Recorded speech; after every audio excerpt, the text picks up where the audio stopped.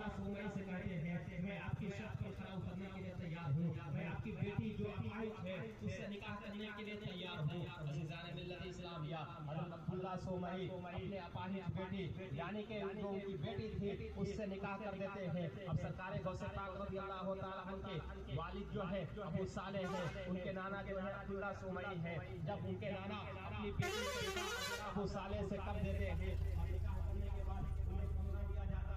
بتایا جاتا ہے کہ فلاں کمرے میں میری بیٹی بیٹھی ہوئی ہے دلہن کی شکل میں، جاؤ اس سے تم ملاقات کرو۔ حضرت عبداللہ صالح نکاح کرنے کے بعد اس کمرے میں جاتے ہیں تو دیکھتے کیا ہے کہ میں نے جس سے نکاح کیا تھا میں نے تو سنا تھا کہ اس کے پاس آنکھ نہیں ہے، اس کے پاس کان نہیں ہے، اس کے پاس پیر نہیں ہے، یعنی وہ بالکل اپاہج ہے۔ لیکن یہاں جو دلہن بن کر بیٹھی ہوئی ہے بالکل تندرست ہے، اس کے پاس ہاتھ بھی ہے، پیر بھی ہے، اس کے پاس آنکھیں بھی ہے، اس کے پاس کان بھی ہے۔ حضرت عبداللہ سومئی جب یہ بات بتائے تھے حضرت ابو صالح رضی اللہ تعالیٰ عنہ سوچتے ہیں کہ میرے جو سسر جو تھے اس نے تو بتایا تھا کہ میری بیٹی اپاہج تھی، لیکن یہاں جو دلہن کی شکل میں ہے جو تندرست بیٹھی ہوئی ہے، یہ سوچ کر کے دیکھ کر کے پھر واپس آ جاتے ہیں اور حضرت عبداللہ سومئی سے کہتے ہیں کہ میں نے جس سے نکاح کیا تھا جو میری منقوہہ تھی وہ تو اپاہج تھی، لیکن جو اس کمرے میں دلہن کی شکل میں بیٹھی ہوئی ہے وہ تو تندرست بیٹھی ہوئی ہے۔ آخر بات کیا ہے، میری منقوہہ جو اپاہج ہے وہ کہاں ہے؟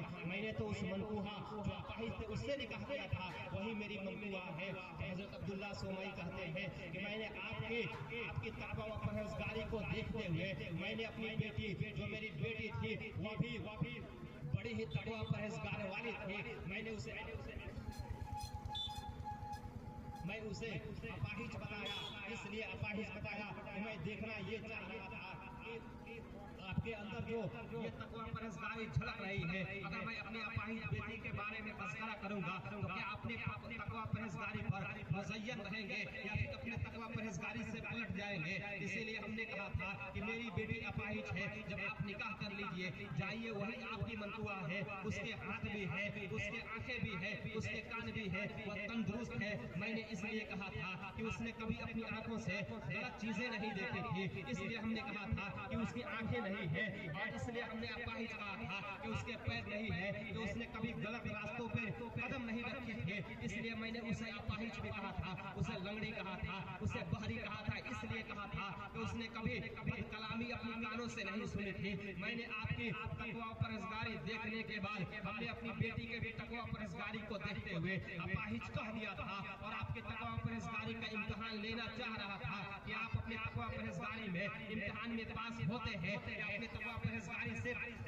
پرہیزگاری سے واپس ہو جاتے ہیں، پلٹ جاتے ہیں۔ تو دیکھیے ایک دیندار جب حضرت عبداللہ سومئی اپنی بیٹی کو دیندار بناتے ہیں اور ایک تقویٰ پرہیزگار والے شخص سے نکاح کرتے ہیں، تو جب نکاح ہوتا ہے حضرت عبداللہ صالح اور سرکار غوث پاک رضی اللہ تعالیٰ عنہ ام الخیر فاطمہ الزہرا ہے، اور جب وہ دونوں یعنی کہ تقویٰ پرہیزگار کے ساتھ ساتھ دیندار ہیں، جب وہ نکاح میں آ گئے اور ان کے ہونے والی جو اولاد ہو رہی ہے وہ سرکار غوث پاک رضی اللہ تعالیٰ عنہ کی شکل میں ہو رہی ہے۔ اسی لیے اللہ کے رسول صلی اللہ علیہ وسلم نے ارشاد فرمایا تھا کہ تم تقویٰ پرہیزگار والی کو سب سے زیادہ مقدم رکھنا، تم دیندار والی سے نکاح کرنا، جب تم دیندار والی سے نکاح کرو گے تو تمہیں بھی تقویٰ پرہیزگار بنا دے گی، تمہارے گھر کو پورے کے پورے جنت بناتی ہوئی نظر آئے گی۔ اب دیکھیے سرکار غوث پاک رضی اللہ تعالیٰ عنہ کی والدہ اتنی تقویٰ پرہیزگاری کے عالم میں ہے کہ جب سرکار غوث پاک رضی اللہ تعالیٰ عنہ تولد جب ہوتے ہیں پیدا ہوتے ہیں، سرکار غوث پاک رضی اللہ تعالیٰ عنہ کی پرورش اسلامی طریقے پہ ہو رہی ہے، ان کی والدہ جو پرورش کر رہی ہے اسلامی طریقے پر پرورش کر رہی ہے، انہیں اسلامی طور و طریقے بتا رہی ہے، آداب اسلام بتا رہی ہے، اور ان کا عالم یہ ہے کہ جب سرکار غوث پاک رضی اللہ تعالیٰ عنہ جب بچپنے کے عالم میں رہتے ہیں، اپنے ننھے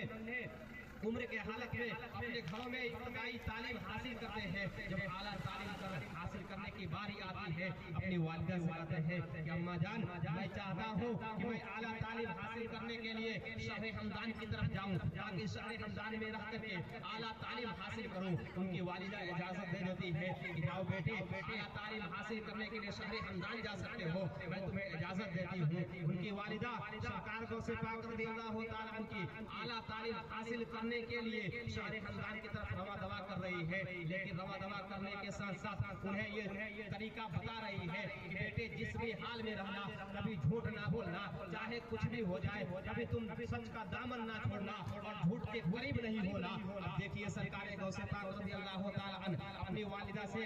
वादा कर लेते हैं कि मैं किसी भी हाल में रहूंगा, झूठ नहीं बोलूंगा। और सरकार गौसे पाक रज़ियल्लाहु ताला अन्हा अपनी वालिदा की कही हुई बातों पर अमल करते हुए काफिले के साथ हो लेते हैं। वह काफिला जो शहर हमदान की तरफ जा रहा है और एक काफिला जो है वो शहर हमदान की तरफ जा रहा है। रास्ते में कुछ देर के लिए पड़ा कुछ डाकू आ गए और डाकू आने के बाद उस काफिले को लूटना चाहा। जब उस काफिले को लूट लिया और लूटने के बाद फिर सरकार गौसे पाक रज़ियल्लाहु ताला अन्हा के पास एक डाकू पहुंचा और डाकू पहुंचने के बाद सरकार गौसे पाक से पूछता है कि नन्ना बच्चा, क्या तेरे पास भी कोई सामान है, क्या तेरे पास भी कोई रुपया पैसा है? और देखिए सरकार गौसे पाक रज़ियल्लाहु ताला अन्हा अपनी वालिदा की कही हुई बात, यानी कि जो अपने वालिदा से वादा किए थे कि मैं किसी भी हाल में रहूंगा, झूठ नहीं बोलूंगा, उस डाकू से कहते हैं कि हाँ मेरे पास भी 40 अशरफिया मेरी वालिदा मेरे कुबे के नीचे मेरे बगल के पास सील करके रखी हुई है। अब देखिए जब सरकार गौसे पाक ये कहते हैं कि मेरे पास 40 अशरफिया है,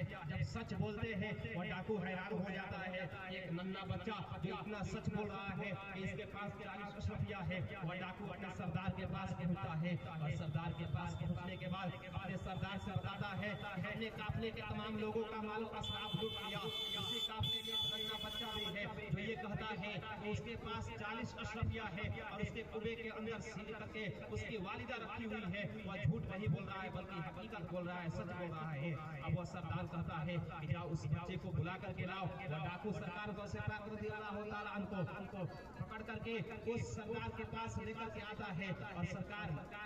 जो सरदार डाकू का सरदार है सरकार गौसे पाक से पूछता है कि क्या तेरे पास सच में 40 अशरफिया है? तो सरकार गौसे पाक रज़ियल्लाहु ताला अन्हा कहते हैं कि हाँ मेरे पास 40 अशरफिया है। अज़ीज़ान मिल्लत इस्लामिया, तो डाकू कहता है कि हमने तमाम लोगों का मालो असबाब लूटा, लेकिन तेरे सामान तो नजर नहीं आए। तो अगर तुम चाहते तो झूठ बोल करके अपने मालो दौलत को, अपने अशरफियों को छुपा सकते थे, तुमने झूठ क्यों नहीं बोला? सरकार गौसे पाक रज़ियल्लाहु ताला अन्हा इरशाद फरमाते हैं कि मैं आते वक्त अपनी वालिदा से वादा किया था कि जिस भी हाल में रहूंगा मैं कभी झूठ नहीं बोलूंगा। मैं अपनी वालिदा की बात को कही हुई बातों पर वादा खिलाफी नहीं करने वाला हूँ। मेरी वालिदा ने कहा था कि किसी भी हाल में रहना, झूठ नहीं बोलना।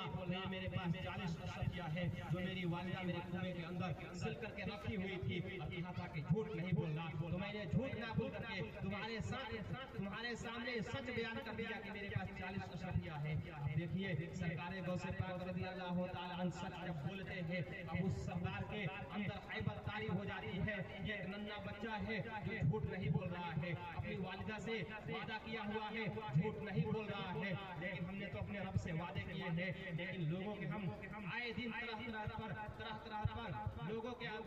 पर जुल्म कर रहे हैं, उनके मालो दौलत लूट रहे हैं, उनको कत्लो गारत कर रहे हैं। अब अल्लाह तबारक व तआला की कितनी नाफरमानियां कर रहे हैं। अब सरदार जो है डाकुओं का सरदार तौबा करता है और सरकार गौसे पाक रज़ियल्लाहु ताला अन्हा के हाथ में तौबा करने के बाद डाकुओं से कहता है कि आज से मेरा रास्ता अलग है, आज से तुम्हारा रास्ता अलग है, आज से मैं डाका जनी नहीं करूंगा। जिनके तुमने सामान लूटे थे जा करके उनका सामान तुम वापस कर दो। अब जब डाकू जो है कहते हैं